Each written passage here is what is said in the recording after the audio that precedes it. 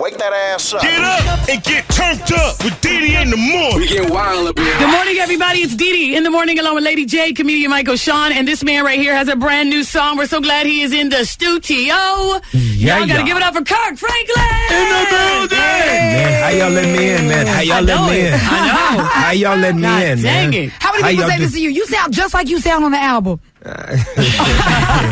It's a little confusing. I don't know what they mean, but thank y'all for having me. Yeah, you really do. I feel like any minute you're gonna like launch into something. GP, are you with me? That's hilarious. How y'all doing? We're doing good. Excellent, man. You in the building now? Oh man, hey, look, I live right down the street. Kirk, why Kirk sound like he needs to be up on stage like at church and getting everybody to get the choir going or something. Pass that plate. What am I doing? I don't know. That voice is just it's great. It's just normally that's you, huh? That's funny. Well, yeah, you know my voice. I'm just trying to figure Now you out sound like me. trying to do my thing. You know, I'm just trying to show love. All right, first of all, congratulations to you and your wife, 23 years of marriage. Yes. Wow. Yes. Man. And y'all still like each other. They like each other, man. and they barely aged. She put some pictures up of when you guys first got married and stuff, and I think the video, I was like, this is crazy. Y'all look good. You know, man, we work out together. We really changed our diet years ago, and like I haven't had soda in 20 years. Really? Yeah, I haven't had soda in 20 years. I do about 20 miles a week. Wow. And what? Running? Cardio. Oh, Lord. I do the same, but in my car. So, Kirk, does that mean you eat healthy? You don't eat soul food no more or anything? What? No, man. So no meat, no... No. You know, fish. Okay. Chicken? Fish, grilled chicken, beef, maybe once every other week, you know. But no pork? No pork. No pork. Did you grow up on that, though? You grew up on soul food? Yeah, well, you know, what happened was because I'm adopted, is I didn't know a lot of my family medical history. I did not know that. I did see y'all that. know his story. That's I really didn't know that. No, great story. You just reached out or something like that with your father. And My biological father, Yes. last year. Yep. Yeah. So I was adopted when I was 4 by a 64-year-old woman. From Fort Worth, Texas. Yeah, man, a widow. She had no kids, no money. She recycled beer cans and newspapers to pay for my piano lessons. Oh, what a great woman. Yeah, man. And, you know, we want government aid. So, you know, so we got the block of government cheese. I did, too. Yeah. You can't make a good grilled cheese with that. Like, bro, I'm still constipated. Oh, I'm still stopped up since the 70s, bro. You know, so you know, but you know, she took me to church. She modeled how to really love Jesus for real. She wasn't religious. She was like a real love of God, and so like she modeled that. And even when I was wild and trying to be about the block and be about everything else, when my homeboy got killed, it's like I just tapped into what she gave me. Wow. So wait, so everybody, we are talking to Kirk Franklin, and we're going to talk about, you have a new song called Love Theory. We'll talk about that.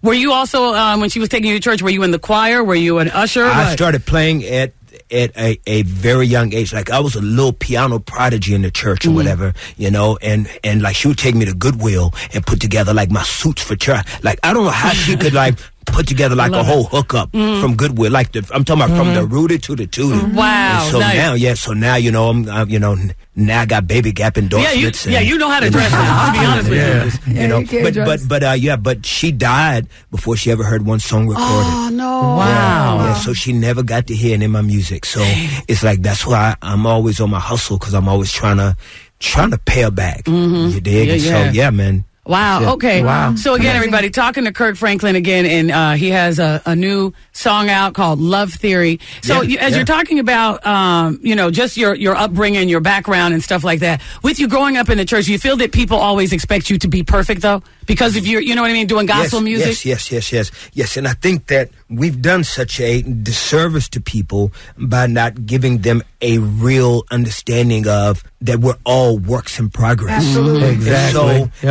And I don't know what the genesis of that is, but it's supposed to be where church is supposed to be this hospital, and everybody's supposed to be patients. But when patients start to try to judge other patients, you forget that you're sick yourself. And so we always got to keep the posture that I'm always in need. And so the judgmental and the spirit of being elite always comes when people forget that I'm always in need of medicine every day. And I believe that if we can get people back to focus on the doctor instead of judging the patients, come on now. What? That I think that we can be able to get a lot of this healing back, because I think that, you know, that people are not going to church like they used to. People are not believing in God like they used to. And I believe that a lot of us so-called Christians have been to the disservice of what the true meaning and purpose should be. And so in my imperfect state, I'm always just trying to let people know that I'm here only by grace. Right. And only follow me when you see me following him. Like if you see me wilding or broken, don't just think that I'm good just because I'm in church. Right. And Like, don't give me a pass. Right. I got It's crazy because people almost want to catch you doing something wrong. It's like a great story. If I can catch Kirk Franklin, not that you ever been to the strip club, just anybody. be like, hey, it's the strip club. I was sharing with my man. That I never could see. You know, like the whole strip club culture for black men. You know, like that wasn't lit back in the 80s. Right. You know what I'm saying? Right. So when I'm like in the 80s and 90s, I was into gospel music, and so it's like I wasn't. So you've never been to a strip club? I've never been because it wasn't part of the culture back then. Yeah, exactly. You know what I'm now saying? people go on dates. People like, no, man, I ain't going. Well, hold on. And I don't want to see nobody talking about, oh, Kirk, I just love your music. That would just mess me up. I'll be like, especially if they start stripping to stop. that would scare me to death. That would scare me. But if you ever want to go, I would love to be like, yo, I got Kirk Franklin. Don't do that, Because folks would have their cell phones out. They would be, Let me tell you something. I would not even know what to do. I think I just start crying. I be sitting there, We laying hands on people today. no, you don't want to do that when everybody got the booty out. Yeah, you really. laying hands with the booty out. That's a whole nother lane on To be that. honest with you, I was wondering how you're going to do it. You're going to be in Atlanta for the Super Bowl. Yeah, you know, And you got the big celebration of gospel, right? Yeah. So I'm going to be doing some. You in Atlanta. It's the Super Bowl. Be careful. There's a place called Magic. Y'all are so wrong. I know Ron what you're is saying. Atlanta. No, that's what we're talking. You know what? You know what? I have heard of the establishment, but I personally has never ventured out into those venues. Yep, I got you. Right. And I've never seen the young sisters as they partake in their musical experience and their dancing dissertation. Oh, I love Okay, it. so I'm I've joking never about this, experienced but that. if you come with me, I think we'll get some Shut up. perks. Jay, what was your question? Oh my God. Jay, what was your I was question? gonna say, you know what, Kirk, you catch a lot of flack because you have All day, every day. People in the world are mad at you because, again, here you are representing God, and then you're not imperfect, and they can't stand that. But on the flip side, a lot of people don't realize, like in the church, you were like one of the first ones to make Christianity look fun. You were the first ones to turn gospel music where it was like we wanted to listen to it on a secular radio station and we could jam out to it. You know what I'm saying? And so church people really, they were mad at you. I can remember being in the church and then being like, they were mad at Kirk. So it was like you couldn't win. It was like, I'm over here trying to do this, y'all mad at me. I'm over here trying to do this, y'all mad at me. I have to admit, I was one of them people. I just judged him recently. I saw something online with you and Charlie Wilson. And what I do wrong? And you were playing the piano, and Charlie was going off. I was like, oh, I know people going to have a problem, right? Why do you think they would have a problem with me playing for them? I know. I didn't think so. Think? Did they? Hopefully not. Hopefully not, though. Because I thought that was so great. Thank you. And he's so great. That dude can still sing. Yeah, he's amazing. Charlie, he's amazing. Like, who have you worked with? He's 118. Yes. And just, like, he's 100. Who have you He's- worked with, Kirk, and you go, now this person really has a voice. Like where you just go, this is a blessing, and you could just listen to him all day and play for him. Because I noticed you really were into it with Charlie Wilson, too. Layla Hathaway was like that. Oh, yeah. Stevie Wonder was I can imagine. Yeah, of course. But you have some people on your albums that people never heard of. Well, you and know, you be man, like, God, come on, man. I come from gospel music. Come on. It's the land of singers. Yeah. You know, the best singers come from that genre of music. And so I've been very humble and grateful to work with the best. I know in that my you've community. recently done something. You had Tori Kelly. You had Tori the launch Kelly, of who your. can sing. Yeah, I was getting ready to say. She's amazing. Is she one of the best today? Let me tell you something. Tori Kelly, of her generation, I would humbly say she is the bar. Yeah. Wow. But because she don't shake up booty, Yep. and because of her lyrical content, she don't get the right. love like you Exactly. would think that she deserves. But as a music person, dude, I'm in the studio with this girl. This girl knocks out one song. Wow. One full song in 10 minutes. Yeah. Oh, Have you ever worked with Plies? Because you know a lot of people say that's your No, Jade, Let I'm me, a beat. let me go ahead and tell the truth. Let me go ahead and tell the truth. Everybody think y'all the same person. Let me go and tell the truth. Let me go and tell the truth. Because I never had that experience of Magic City when I was a kid. I know it. I'm sorry. Is I created a whole nother image. And so, for the first time in 2019, I'm tired of living this life. I am Oh my God. I am he. I am he. Oh my God. That is so hilarious. The plies thing is hilarious. The plies thing. The plies thing. Now it's a theme. Yeah. The plies thing. Because everybody, I see it too. And people will put you side by side. And they did you guys like that for the 10-year challenge. Did they? Yeah. Who won? I think you were the 10-year. Wasn't he the one after 10 years or something? They gave you the elder statesman. Yeah. Okay. No, I'm really serious. They really did do that. Listen, wait, you know what? It just hit me, you guys. Didn't you work with R. Kelly? I worked with R. Kelly back in the early 90s. Oh, was it a little crazy, freaky back then? No. You see anything crazy? No. And I just really want to be able to be on record to say that I'm on the side of the women, that I support the women, and I'm very, very, very glad that women of color are finally getting a voice that they deserve. It just breaks my heart that it took so much and so long for girls that look like my daughters to finally be in a position where they can be believed. And then what even breaks my heart that there's still people that are still bashing them now. And and I just think that just as a race of people that we really got to be able to have more of a trust and an alliance for our own. Okay, let me ask this. I'm going to play devil's advocate because we've done an interview with R. Kelly, and he has said many times, I've never been convicted of anything. Oh, and well, that I think that for a long time, that just because you haven't been caught doesn't mean that it's not the process of you having a chance to get right. Okay. Like, I really believe that through those years that Robin maybe was giving an opportunity to get right and giving grace to get right, to be able to come back in, to be able to own and apologize. Okay. And so you can't take advantage of grace. And he missed that opportunity. How many of us have done things and not gotten caught or not been convicted, right? Right. Let me tell you something. I am guilty for sure.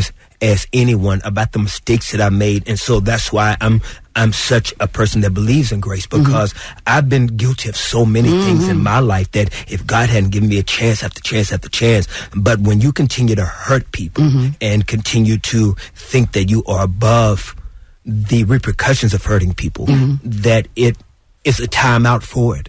So what about this? What if somebody said, Kirk, he needs somebody to help him get grounded? Would you talk to him? Would you call him? Would you help him? If he reached out to you too, if R. Kelly said, Kirk, I need some help, would you help him? I think that the help has to also become, because forgiveness is free, but trust is earned. And so there is even a position that when we are forgiven, we have to be in a place where we have to ask those to forgive us. So that comes to a place of confessing and to be able to acknowledge you're wrong. And so God can only heal what we reveal. Right. You know what I'm saying? And because you're made in the image of God, and because you're made in the image of God, and people that are listening, you're made in the image of God.